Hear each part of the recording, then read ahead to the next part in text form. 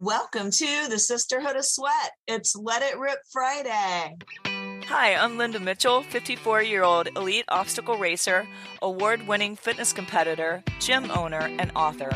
Welcome to the Sisterhood of Sweat podcast, where we will approach the difficult topics of life, interview inspiring guests, and bring empowerment to all. This community is a place where we can be who we are instead of who others want us to be. Let's get started. And now, a word from our sponsors, Essential Formulas. Hi, this is Frankie Boyer, and I don't know about your lifestyle, but some days I need roller skates. My lifestyle is crazy busy, and I'm pulled in so many directions. It takes a toll on my health. That's why I am proactive. I don't go a day without my Dr. O'Hara's probiotics. It's just that important to me. As the expression goes, the road to good health is paved with good intestines. Dr. O'Hara's is not just a probiotic supplement, it's a complete flora balancing system, helping to bring your body back into balance naturally. Doctor recommended, made with organic ingredients, dairy and gluten-free, and needs no refrigeration. Perfect for travel. I believe that Dr. O'Hara's probiotics are the best probiotics on the market today. To learn more about Dr. O'Hara's probiotics, visit essentialformulas.com. Dr. O'Hara's probiotics are available at Vitamin Shop, Whole Foods, Sprouts, and other fine health food stores nationwide. Hey everyone, if you have been listening, we are pulling the trigger. The Wild Horse Project, powered by the Sisterhood of Sweat and Picture Groove Photography, is a reality. And you can get signed up right now. Just DM me at Instagram at Sisterhood of Sweat or email me at info@sisterhoodofsweat.com and I will send you the link to get signed up. Spots are limited. We are only taking 20 more people. And this is going to be like the experience of a lifetime. Wild horses roam the beach and come right up to the beach house. They run the beach, they roam the beach. It's going to be beautiful. We are oceanfront with a walkway right out to the beach in a dream location, a dream house. I didn't even know they made houses this huge. It's crazy. We're going to have hot tub nights with some clean cocktails. We're going to have a chef cooking healthy, nutritious food. And best of all, we're going to learn how to pose and stand so we look great in every picture and everything we do. We're going to have confidence boosters going down the line like Soul Train with everybody cheering you on, your sisterhood. And the best thing of all, which I think every woman owes herself to do at least once, we're going to have a photo shoot on the beach with renowned fitness photographer Sarah Lyons-Glabman of Bodyscape magazine. Everybody behind her lens just becomes a better version of themselves. It's just, you've got to come to experience it. And we are going to have a Facebook page called the Wild Horse Project. And I will invite people to join that when you sign up. We're going to lead you through nutrition for the 3 months with my book, The Sisterhood of Sweat Project. We'll lead you all the way through so that you can be ready for your photo shoot. What a great goal, right? Now, because we've got this vision in mind. We are going to run the beach, have beach runs, yoga. We're going to do boot camp, a little relaxation in between all of that, and a hair and makeup artist will be there. So make sure you get signed up. Don't wish you shoulda, coulda, woulda. This is going to be an experience of a lifetime, and it's going to be life-changing. So get signed up. DM me at Sisterhood of Sweat on Instagram or email me at info@sisterhoodofsweat.com. And I'm going to start us off with a quote by Joel Osteen. You can't change what you tolerate. And it's so, so true. There's so many things that we can be tolerating that because we don't want to have that conversation, that difficult conversation surrounding what we're tolerating, because in our mind, it's going to be a lot worse than it probably will be. It's going to be yucky. and we're dreading it, not realizing that a difficult conversation can make you a powerhouse instead of a people pleaser. It can skyrocket your business in one fell swoop. If you're tolerating so many things at work or at home or in relationships, maybe you're tolerating a drippy faucet, a cluttered house, a car that doesn't work right, your joints are aching and you have an injury. And there's just so many things that we can just be tolerating and procrastinating instead of doing something about these things. And when you realize that, number one, you teach people how to treat you by setting boundaries. The episode that came out on Wednesday was all about setting better boundaries. And the first thing that we have to recognize is, are we setting any boundaries, first of all? Or is our life out of control and everybody else is in charge of it because we're so desperate to please others? And that's the first place to start. Are you setting any boundaries? And if you're not, why? Why not? There's no way that you can have the life of your dreams without having some rules and some boundaries and some standards. And when you set standards, you have to honor your own standards. You have to honor your own boundaries. So that means you have to enforce them. Just like with your kids, if you're telling your kids, hey, Susie Q, and I'm not referring to any Susie that I know, don't do X, Y, and Z, and you have no kind of consequence for that, and they know that you're not going to enforce what you told them not to do, then guess what? They're going to do that. They're going to do that. And that's the same thing with boundaries that you set at work, boundaries you set in your relationship. If you don't enforce your own boundaries, if you don't honor the rules that you've set, nobody else is going to honor those. So you might have to do a little self-examination on, why am I waffling or getting weak in the knees and being weak about my own personal boundaries? And my recommendation is to start setting smaller boundaries and work your boundary muscle before you start getting to the bigger ones. Because if you're a people pleaser, you got to get a little practice in and see why it's good to do difficult things. So I would just say we've got to start with ourselves and what are we tolerating and how is it making us feel inside? Because whatever you tolerate remains. And there are some things we should never tolerate, which is emotional and physical abuse, infidelity, somebody stealing from you. There's things that you need to draw the line at and set those personal boundaries. And one of them would be with yourself. Negative self-talk. How are you talking to yourself every day? Are you beating yourself up, telling yourself you're stupid, you're overweight, you're hideous, nobody likes you, oh, you're so dumb, you make mistakes, whatever you're telling yourself, or you could never be in shape?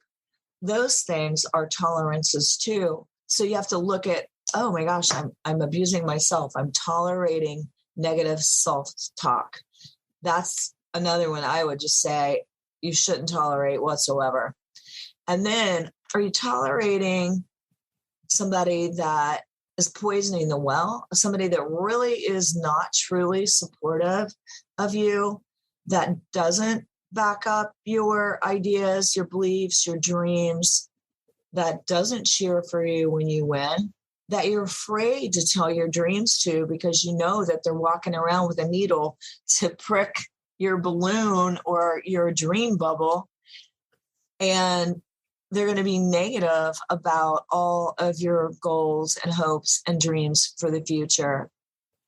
So you got to ditch people that are literally sucking the life out of you, sucking the life out of your dreams, sucking the life out of your energy, draining you. You've got to separate yourself in ways to protect your energy. I know I talk a lot about protecting your energy. And how many things have you been putting up for days, for years, and they haven't changed? They're still the same. Hello. It's because you're tolerating them. They haven't changed because either the person that you were expecting to change did not show up just differently because you tolerated their lack of enthusiasm, their lack of being, preparedness. You're carrying the whole ball, and 3-4 years later, you're still carrying the whole ball because you didn't show them that was unacceptable. So you tolerated it and it just stayed the same. Or you didn't change your behavior. You didn't change anything about the way you were showing up. So the other person's still showing up in a way that isn't good. And you were too scared, too afraid to have a difficult conversation. So like Terry Cole says, but you're better off to just have the difficult conversation you need to have. It may feel yucky at first, but it's going to feel good later on. It's going to feel so much better than you tolerating something that is going to burn you out in the long run. It's going to be draining. It's going to be like that leaky, drippy faucet that finally you're screaming. You're just like, I can't take it anymore. And if you deal with these things up front right away, they don't have a chance to build and build and build. And also just think about at home or at work or wherever you are, whatever you're doing, you're building a pattern of less than amazing, like it's less than mediocre. And is that what you want for your life? Because you have to fight for what you want. You have to protect your dreams. You have to protect your energy. You have to protect your environment. And, I know people feel like, oh, I'm not making a decision on that. I'm being tolerant. Well, tolerance is good. I mean, of course, you've got to be able to tolerate everybody's differences and people's weaknesses. But there's a lot of things that we should not be tolerating. We should be having discussions around. And if we would just take those measures up front, our molehill wouldn't become a mountain. And we're building a reputation of, however we're allowing people to show up, we're building a reputation as that person that just tolerates everything. And so other people are going to think, oh, I can show up that same mediocre way with you too, because you're just going to put up with it. So again, we teach people how to treat us by the boundaries that we hold and honor, and also the difficult conversations that we're willing to have. And sometimes we're just in the status quo. We have the white picket fence. We have the house. We have the cars, the vacations. Our kids, are either going to college, going to go to college. They play sports, and we just have this status quo life, and we never get out of our comfort zones, and we never shake it up. And it just feels mundane because we're living the same old life every day, and we're tolerating vanilla when we could have pina colada or something tropical, something different that sets your senses on fire, that gets your imagination going, that helps you to dream again. And dreaming and having vision is what makes us excited every day about getting up and getting after it. And it's what changes your life. Are we tolerating the same 10 pounds and that we want to lose, and never ever pushing past our comfort zone and doing something a little more or something a little different, or eliminating, saying, okay, I need to eat on plan all the time. Maybe I shouldn't be going off road every time I have a special occasion. I could eat healthy on plan if I want to consistently keep my 10 pounds off that I've been tolerating, that I've been wanting to get rid of since 1992 or whatever day. And so they're all tolerations. And so you got to shake things up and get rid of the status quo, and don't do things just because everyone's doing it. Think for yourself, go all in for your goals. Here's another one. Working forever at a job you despise. That is a major toleration because we're afraid of change. We're afraid we can't find another job that we hate as much. No, I'm kidding. Another job that pays us the same that we're making or pays us more. And it can just be because of fear completely, that it's causing us to be afraid to make a move, and just where maybe our lifestyle is so high that we're like, oh, I'm trapped in this job and all these people are depending on me. And that can be a reality, but start making moves and steps to either improve the workplace that you're at. We could improve our attitude. We can improve our life surrounding what we're doing. Or maybe we just need some new fuel for the fire, some new ideas, new imaginations, a new side hustle, a new way of looking at things. But whatever it is, we've got to find a way to change our situation, whether it's changing our attitude and the way we look at it, or actually saying, okay, I hate this job and I've tried everything, and life is too short to spend it miserable. Everything is figure outable, like Marie Forleo says. And that's a great book, by the way. And I'm going to figure it out because I refuse to spend my life miserable. Happiness is a choice. We have to fight for our dreams and fight for our happiness. And if you are miserable every single day, that has taken a toll on you. It's taken a toll on your relationships. It's taken a toll on your health. It takes a toll on everything, your bank account. So my suggestion would be to start thinking about what does light you up inside. What could you do forever and it feels like no time has passed? What are you passionate about? What changes would you like to see in the world? Be the change maker. Make a change.